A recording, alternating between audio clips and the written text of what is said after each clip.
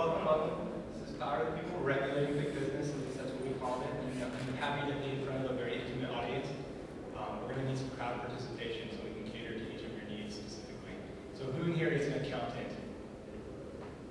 Or a recovering accountant? No, who here is a data nerd and wants data to program the next beautiful interface? Got data people. And then is anybody just curious about business and the new trends in business? Everyone. Okay, great. And what about programmers? Well, we're glad you're here. Regulator? There's no regulators, probably not. Okay. So any SEC people here? So we can say what we want to say? You guys can come meet me up afterwards. You came because you wanted the lenses to go inside the glasses you got downstairs? How many are not going to raise your hands this afternoon no matter what we ask you? All right, great. So the preface to our panel. Okay, so after being witness to a multitude of massive corporate accounting scandals, the world has been forced to reevaluate almost every area of how business is conducted. A new day is dawning in the world of information, and the people are demanding more visibility to everyday operations of companies and governments. In order to pacify the public outcry for increased knowledge, regulatory controls such as Sarbanes-Oxley and Base 3 have been enacted, similar to that of XBRL. The SEC and other governing bodies have recognized the democratization of corporate and government data through XBRL and other forms of interactive data to guarantee a higher level of transparency. Who believes that? Does anybody? Yeah, me too. I use XBRL. I don't know. We'll explain XBRL a little in more detail. It's a new data standard. And I'm hearing jokes on the other side. So,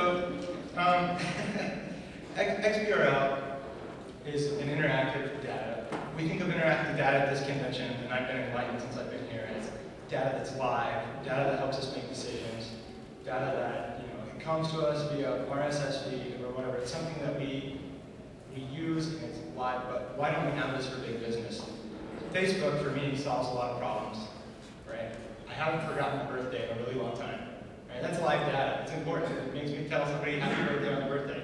And I think about the opportunity to feed my information to the Web Society and make sure that everybody knows, oh, I am friends with Justin Bieber. It's official. It's on Facebook. That kind of thing is interactive data. How do we apply the same concept to big business? How does government apply the same concepts to big business? I usually explain, or actually my CEO, Patrick Quinlan, explains XBRL as a can of green beans. You pick up a can, you see that it's green beans. You can read the brand, you can read the ingredients and everything about the green beans, but the barcode on the back is what has the data. And it's what's, it's accurate. You don't have to key it in. You're not going to cone something wrong. And it also has other information, such as the logistics of where the can of green beans came from, other locations that you can buy the can of green beans, depending on the platform you're using. So XBRL is a barcode on a financial amount.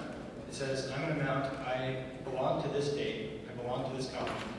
And this financial reporting concept is called, assets, liability, anything. It's defined as an accounting concept. And so the SEC mandate makes companies define each of their financials using tags. And who knows XML in here? Anybody? Any XML there? Absolutely. And so it's defined with a taxonomy and a schema, and it's usable. And what's different about XBRL than any other mandate or about XBRL data than any other XML is it was pushed via mandate. So companies have to do it. So people across the board are using the same data for financial analysis. And that's something I see people struggling with across South by Southwest are different data platforms. Somebody has this information and they can compile it differently and it's valuable, but how do I get a piece of that proprietary information? With XBRL, for regulating big business and understanding, not just regulation, but understanding big business and using the XBRL for financial analysis and developing UIs that show customers this beautiful application that says this is the investment decision you should make based on these parameters. XBRL is kind of a standard that has been mandated and is kind of revolutionizing financial reporting, and it has many implications. So my background was with the SEC, which they regulate all of U.S. capital markets. So it's, they're kind of the people in charge. They're responsible for the mandate. I went to the software side of the world and became a little more perverse. But we learned about XBRL, and that was, since it was driven from the SEC, I became an XBRL compliance manager. And so I guess that's why I was picked for this panel. With me, I have Eric Cohen from PricewaterhouseCoopers. He's a founder and forefather of XBRL. He's been there since the beginning. He'll provide great insight as how this standard is developed. I think lots of us care about developing standards. It seems like we have a lot of programmers here. So how is a standard developed? Where did it come from? And how is it used today?